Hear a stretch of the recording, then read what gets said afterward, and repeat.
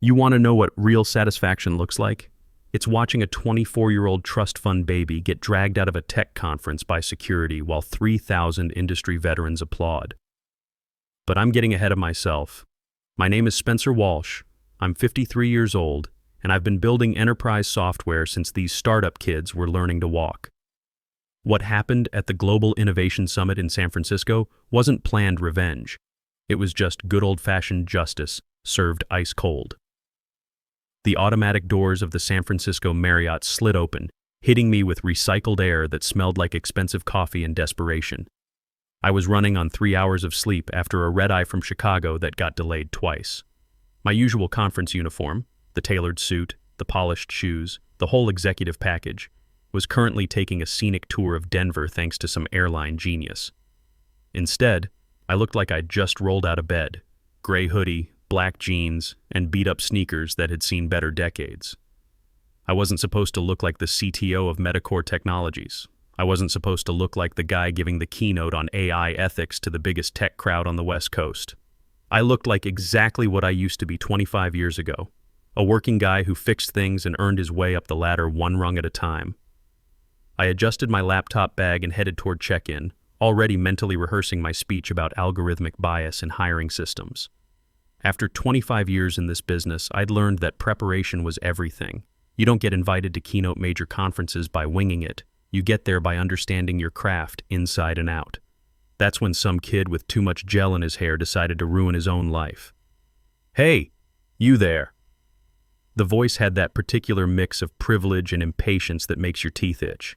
I've heard it plenty of times over the years, usually from people who inherited their opportunities instead of earning them. I turned around to see this young guy in a navy suit that probably cost more than my first month's salary back in '98. Everything about him screamed daddy's money. The gold watch, the perfectly styled hair, the way he was tapping his foot like the world owed him something. His whole posture radiated entitlement, like he'd never been told no in his life. "Yeah, you," he said, looking right at me with the kind of casual dismissal I hadn't seen since the dot-com bubble days. "Finally. I've been waiting here for 15 minutes. He gestured at a pile of expensive luggage next to him like it was evidence in a court case. "Grab my bags. The car's out front, right? Black SUV. I'm already late for the VIP mixer, and if I miss the networking, my boss is going to kill me." I just stared at him. It took my brain a few seconds to process what was happening. This kid thought I was his driver. He saw a middle-aged guy in casual clothes standing near the door, and his mind went straight to service staff. In his world, people like me only existed to make his life easier. "I'm not," I started to say. He cut me off with a hand wave that would have made a Roman emperor proud. "Save the excuses. Just load the trunk and be careful with the laptop case. Unlike you, I actually have important work to do. Now, I've been in corporate America long enough to know that respect flows upward and contempt flows down. But this wasn't even corporate hierarchy. This was pure assumption based on appearance. This kid didn't know me from Adam, but he'd already decided I was beneath him. That's when he did it. He picked up his messenger bag and literally tossed it at me. Not handed it over, tossed it, like I was a piece of furniture designed to catch his belongings. I caught it reflexively, feeling the weight of his arrogance in my hands. The leather was soft and expensive, monogrammed with HPP in gold letters. Hunter something Phillips, probably. The kind of name that comes with a trust fund and a guaranteed internship at Daddy's firm. "Come on, move it," he said, not even looking at me anymore, scrolling through his phone like I was already dismissed. I don't tip for slowness. Now, I could have corrected him right there. Could have said, "Son, I've been writing code since you were in elementary school, and I'm the reason half the security protocols in this building actually work." Could have pulled out my phone and shown him my LinkedIn with 50,000 followers and endorsements from people whose names he'd recognize. But something made me pause. Maybe it was 25 years of watching entitled kids waltz into corner offices because they knew the right people. Maybe it was curiosity about just how deep this rabbit hole of stupidity went. Or maybe it was the memory of all the times I'd been underestimated in my career, all the times someone looked at my background and decided I didn't belong in the room. I looked at the bag in my hands, then at him. He was already grabbing the handles of his rolling suitcases, muttering something about finally under his breath. This kid had just made the biggest mistake of his professional life. and he didn't even know it yet. "Fine," I said quietly. I turned and walked toward the revolving doors, but at the last second I veered left toward the security access door marked "Authorized Personnel Only." I'd given enough keynotes at this hotel to have temporary executive access, and the digital pass on my phone still worked from my last visit. "Hey, where are you going?" Hunter shouted behind me. "The exit is that way." I swiped my phone against the reader. The light turned green with a cheerful beep. I pushed through the door into the staff corridor, taking his precious bag with me. The heavy door swung shut behind me with a satisfying thud, cutting off his confused protests. The magnetic lock engaged with a solid click that probably cost him a few years off his life expectancy. I stood there in the quiet hallway, looking at Hunter's messenger bag. I wasn't stealing it. I was securing unattended luggage that had been thrown at me by someone who clearly didn't understand basic human decency. There's a difference, and after 25 years of dealing with corporate politics, I knew exactly how to frame this situation. I pulled out my phone and texted Ashley Rodriguez, the event director. She'd been running these conferences since before Hunter learned to tie his shoes, and she had zero tolerance for people who treated staff like furniture. "Ashley, I'm here early." Came in through the back entrance. Had a small issue with a confused attendee in the lobby. "I'll explain later. Also, I'm holding some lost property that needs to be secured." For the first time that day I smiled. The kid wanted me to handle his baggage? Fine. I was going to handle it in front of 3,000 people, and he was going to learn why you never judge a book by its cover. The freight elevator hummed smoothly as it carried me to the executive floor. I couldn't help but peek inside Hunter's bag, just the outside pockets, of course. Professional curiosity, you understand. His business cards spilled out like confetti. Hunter P. Phillips, visionary, growth hacker, disruption specialist. The tagline read, "Monetizing tomorrow's mindset today." I actually laughed out loud. It sounded like something a broken AI would generate after being fed nothing but LinkedIn posts from unemployed MBA students. In my 25 years in this business, I'd seen 1,000 Hunter Phillips come and go. They all had the same playbook: big words, bigger egos, and zero substance to back it up. Ashley met me at the VIP registration desk, looking stressed until she saw me. "Spencer, thank God. I saw your luggage got sent to Denver and was about to buy out the nearest Men's Warehouse."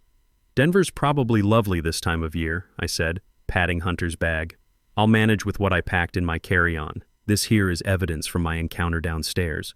Ashley frowned at the expensive leather bag. "Evidence of what?"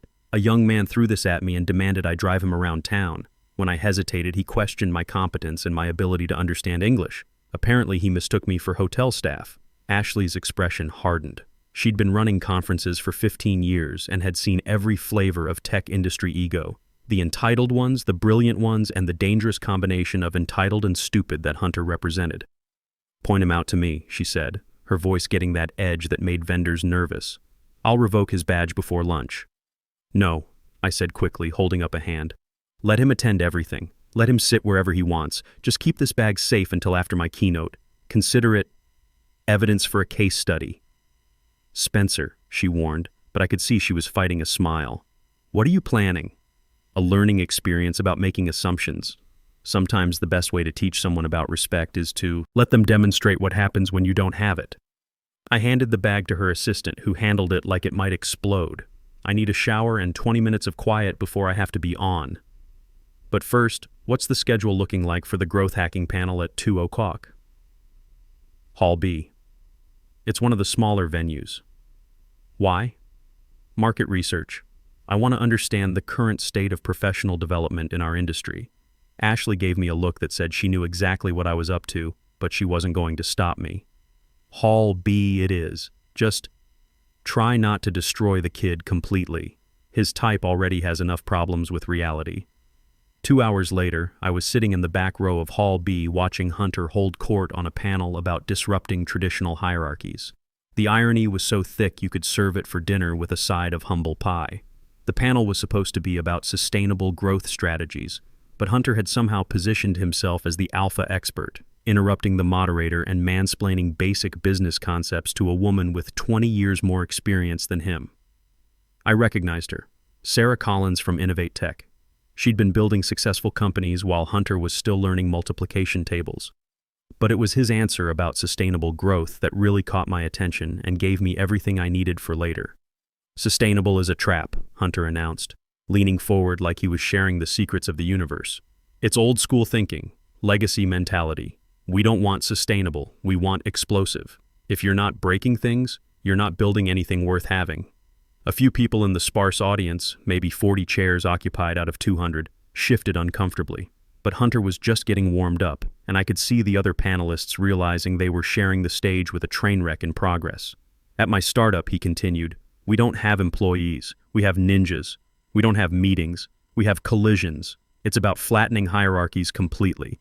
The old guard, the dinosaurs in corner offices, they're obsessed with process and compliance and playing it safe. We're obsessed with shipping and disrupting and moving fast. I took out my phone and made a careful note. The old guard are dinosaurs in corner offices. Phillips, 2:15 p.m. Sarah Collins tried to redirect the conversation back to actual business strategy, but Hunter cut her off mid-sentence. Actually, let me jump in here with a real-world example that illustrates my point perfectly. The moderator looked like she wanted to crawl under the table, but Hunter was unstoppable now. Earlier today, I had to deal with what you'd call a legacy service provider. Classic victim mentality, slow, confused, couldn't understand basic instructions or urgency. That's the problem with today's workforce in traditional industries. No hustle, no drive. You have to assert dominance immediately, establish the hierarchy from the first interaction. Alpha energy isn't toxic like the PC crowd claims. It's efficient. It's how you get things done in the real world. The audience was getting restless. A young woman 2 seats away whispered to her friend, "Is this guy serious? He sounds like every startup bro who's ever tried to explain cryptocurrency to me at a networking event." I smiled and stood up quietly. I had everything I needed for the main event. An hour later, I was backstage in the main hall watching 3,000 people take their seats. The energy was completely different from Hunter's sad little panel. This was the big show, and I could feel the anticipation humming through the massive space like electricity. The main hall was a beast of a venue.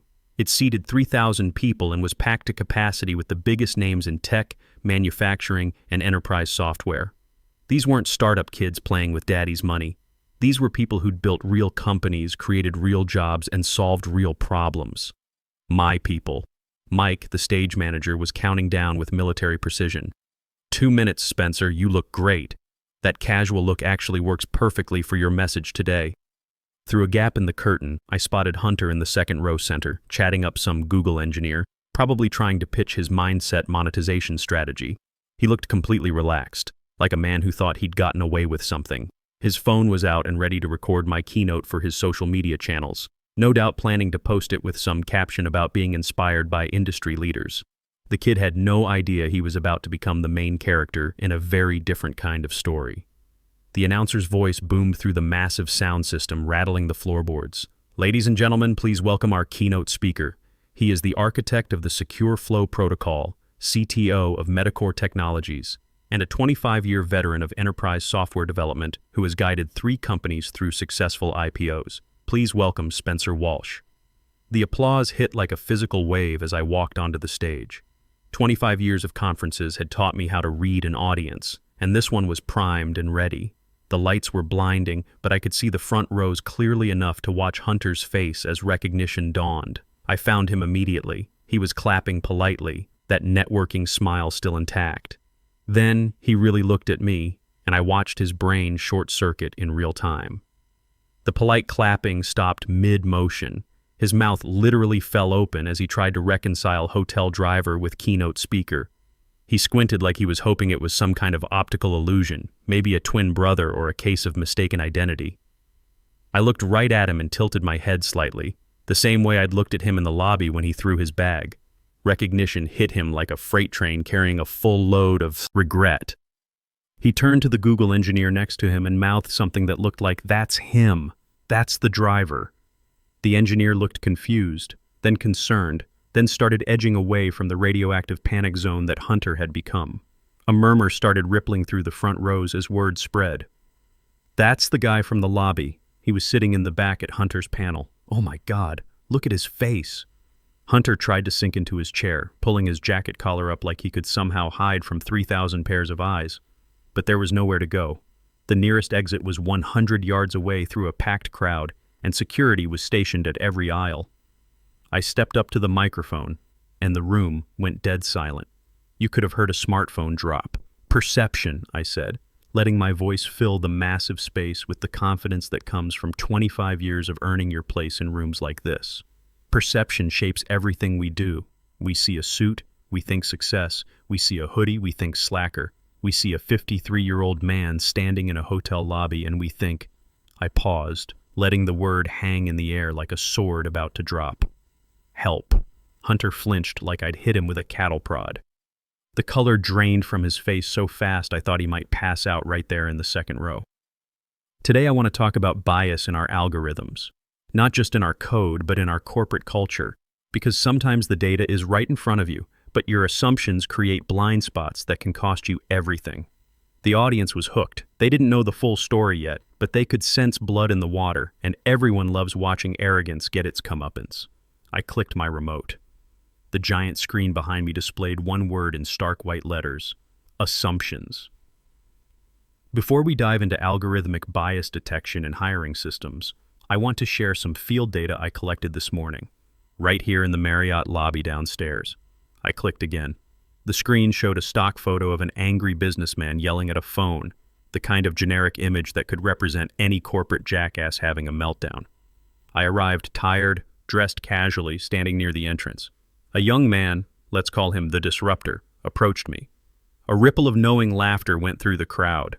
Everyone in tech knew that type. He didn't see a keynote speaker. He didn't see a 25-year veteran of this industry. He didn't even see a human being with basic dignity. He saw a function, a mechanism to transport his luggage from point A to point B. The audience made that sharp collective intake of breath that means you've got them completely.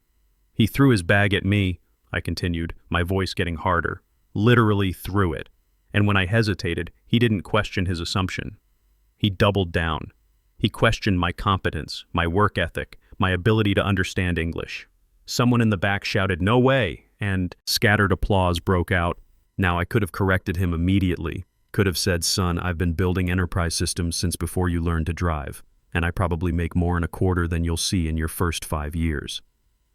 But I wanted to see how far the error would propagate through his decision-making process. I clicked the remote again.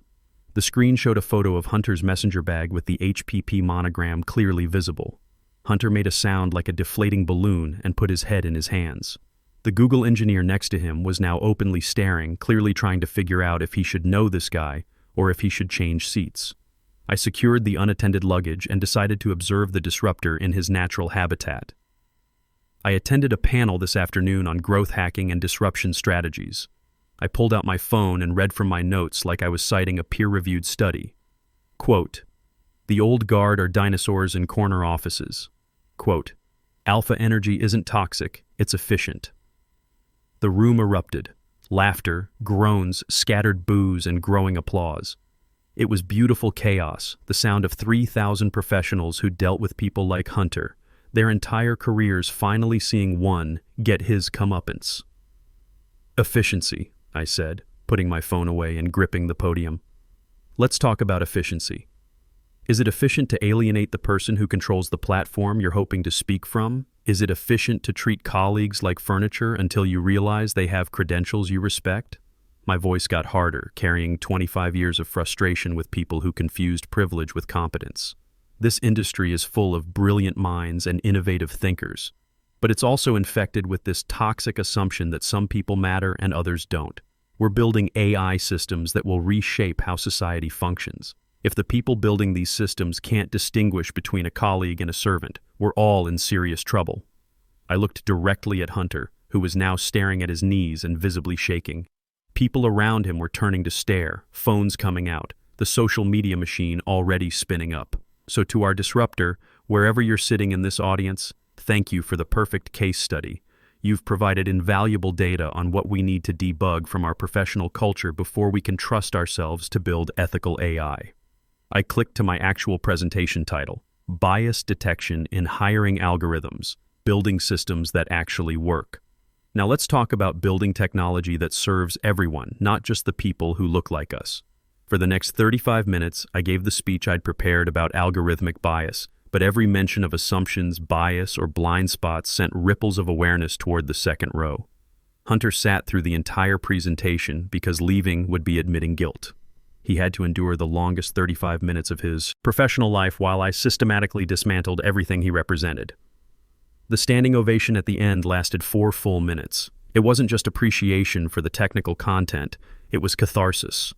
3,000 people who'd been disrespected, underestimated, or dismissed based on their appearance, age, or background were celebrating justice served in real time. During the Q&A, a young woman in a Women in Tech t-shirt stood up. "Mr. Walsh, you talked about changing culture, but how do we actually implement that when people like the disruptor keep getting hired and promoted? When they dominate conversations and decision-making?" The room went completely silent. Everyone wanted this answer. "We stop tolerating it," I said simply. "We stop confusing arrogance with competence. We stop rewarding volume over value, and we stop letting them control the conversation." That's when Hunter made his final, fatal mistake. He stood up without a microphone and shouted across the hall, "This is completely unfair. You're making me look like a villain for a simple misunderstanding. I didn't know who you were." The crowd gasped. He'd just confessed to everything in front of 3,000 witnesses and God knows how many live stream viewers. "And that," I said calmly into my microphone, my voice carrying easily over his panic, "is exactly the problem. You only treat people with respect when you know their title and net worth. That's not respect, that's calculation." "I'm a speaker at this conference," Hunter yelled, stepping into the aisle like he was making some kind of stand. "I have a right to be here. You basically stole my bag." "Security," I said, not shouted, not demanded, just stated it like I was ordering my morning coffee. 2 professional security guards who'd been stationed near the stage moved swiftly but calmly toward him. Hunter saw them coming and made one last desperate attempt to salvage his dignity. "I'm a founder. My presentation was about innovation. Do you know who my father is?" "You're a distraction," I said into the microphone with the kind of dismissive finality that ends careers. "Goodbye, Hunter." The guards didn't drag him out. They were too professional for theatrics, but they escorted him with enough visible authority that his feet moved faster than he intended. As they marched him up the center aisle toward the exit, something beautiful happened. The audience started clapping. It began as scattered applause from the back rows, then built into a rhythmic, thunderous farewell. 3,000 people giving him the slowest, most sarcastic standing ovation in conference history. Hunter twisted in their grip, looking back at the stage with pure fury and humiliation on his face. He was shouting something, but the applause completely swallowed his words. He'd been muted, deleted, removed from the conversation permanently. The doors closed behind him with a satisfying thud that somehow carried over the applause. "Next question," I said, and the room burst into laughter and cheers. Backstage afterward, Ashley was grinning so hard I thought her face might break. "Spencer, that was incredible. You're a distraction is going to be quoted for years. Just make sure I get credited when people use it," I said, unclipping my microphone. "Speaking of which, I assume his bag is still secure?" "It is, and I revoked his conference credentials while you were speaking. Hotel security escorted him to checkout. His company's been getting calls about him for the last hour. By the time I got back to my suite that evening, the internet had done what it does best. Turned Hunter into a cautionary tale. Alpha Energy is efficient was trending globally. Someone had already cut together a compilation video of his panel quotes with footage of his removal. It had 500,000 views in 3 hours. But it wasn't just memes and mockery. Real change was happening. By midnight, I had emails from 5 major companies asking about bias training for their leadership teams. Harvard Business Review wanted an article about professional respect in tech culture. Hunter's startup lost its funding within 48 hours. His LinkedIn went from disruption specialist to seeking new opportunities to completely deactivated in less than a week.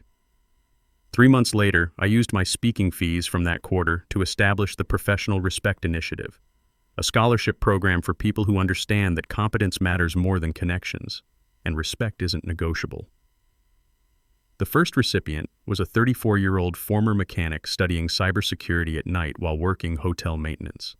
She'd been holding doors and saying please and thank you for years without expecting anything in return. Now she's a senior security analyst at a Fortune 500 company, and she still holds doors. That's real disruption.